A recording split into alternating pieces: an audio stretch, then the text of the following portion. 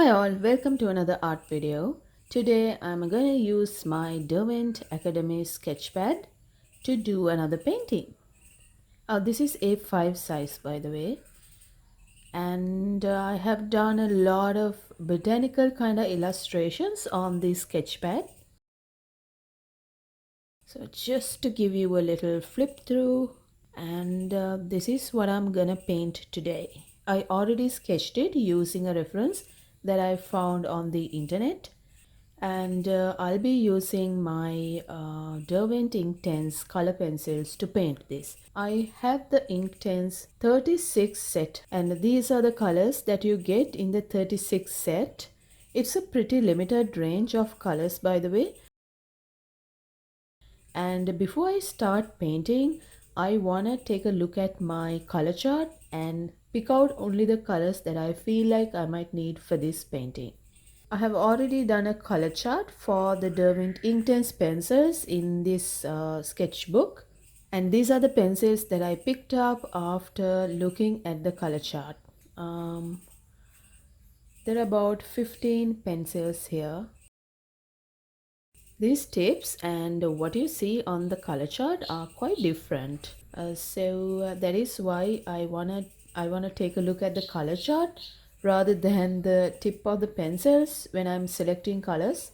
This is a common problem of the Derwent Inktense set. I have talked about this in the video where I did a detailed review of the Derwent Inktense set.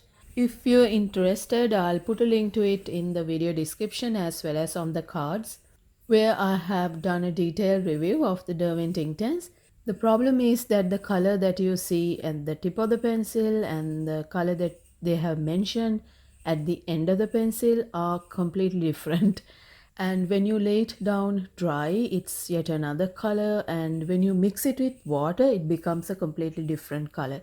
So it's like you're looking at four different colors. First the tip of the pencil and the end of the pencil and the dry application, and when you blend it with water. So that is why it's important to do a color chart with the Derwent Inktense pencils. Otherwise it'll be very easy to get your colors wrong and mix and mess up your painting. After carefully selecting the colors, I'm applying them on my sketch, and while I do that, I'm also blending with water using a water brush. So this is just the first layer, so there are lots of gaps in the painting where the background is showing through, and I'm not really trying to cover the entire sketch. That is because I'm planning to add more layers on top of this. The first layer is usually to block out the colors, whereas it is the second or the third layers that will refine the details. So at this point I'm not really worried about entirely covering the background. That's another good thing about the Derwent Inktense, because these colors dry permanent. So you can let this layer dry and then add new layers on top of it without the two layers really mixing with each other, because the bottom layer will be permanent once it's dry. So you can add another layer on top of that without blending the two layers together.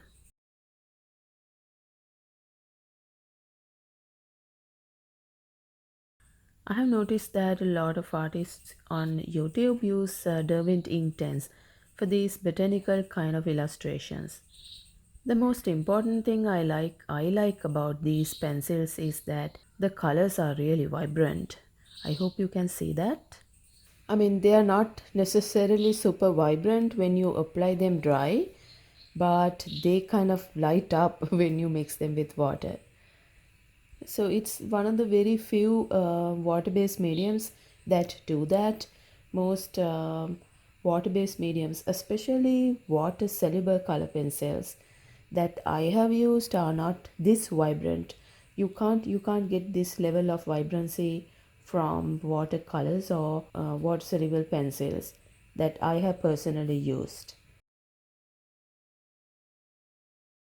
So at this stage of the painting, I'm just applying the first layer. So I'm not trying to build up a lot of details.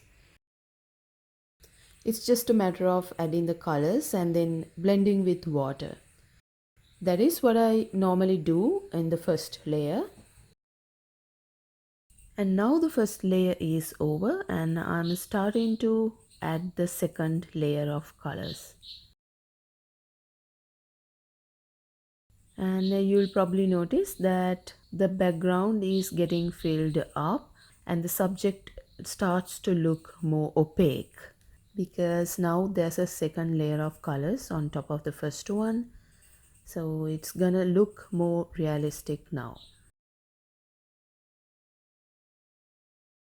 And at this point you have to make sure you build up some of the details as well. For example, in the leaf I'm gonna make sure the veins are gonna be more pronounced.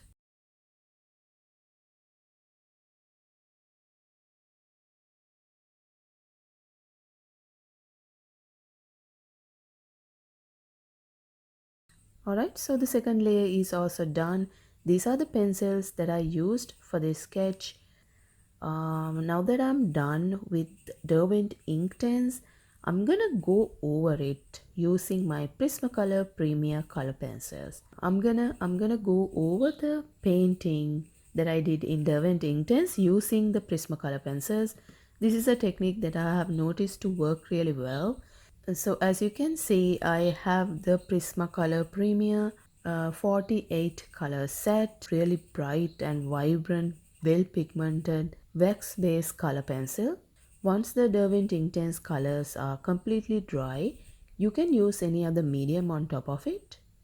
So just as before, I have selected some of the colors from the 48 Prismacolor Premier color set, and I'm gonna go over the Derwent Inktense painting, and this time I'm using my wax based color pencils. This is a technique that works really well for botanical kind of illustrations because the Prismacolor Premier is capable of giving that flawless realistic finish. That's something that is that I personally find difficult to achieve using the Derwent Inktense. I mean, if you add more than 2 layers, obviously you'll probably be able to get the same effect using Derwent Inktense only. But going over it using a wax-based color pencils gives the subject a very flawless look. These two mediums work really well when used together.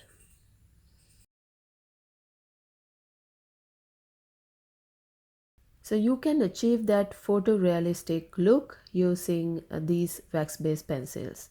I only use that as the final layer for final touches. At this point, suddenly we have a power breakdown. This is how the whole thing looks when there's no artificial lighting. Um, but I went ahead and finished the sketch off camera. So this is how the final illustration looks. Once I'm done, this is how it looks.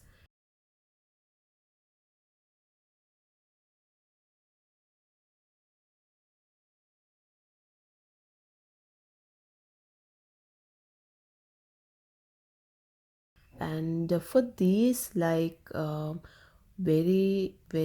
bright white highlights, I used my acrylic color paint.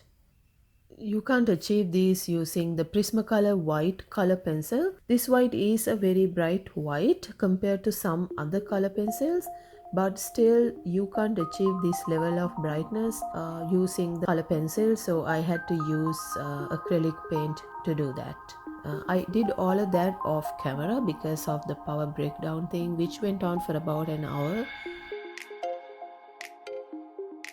Alright, so I hope you enjoyed today's video and I hope you learned some new techniques. And thanks for watching this video, and please do subscribe to my channel if you haven't done that already. And I'll see you next time with more art videos. Bye bye.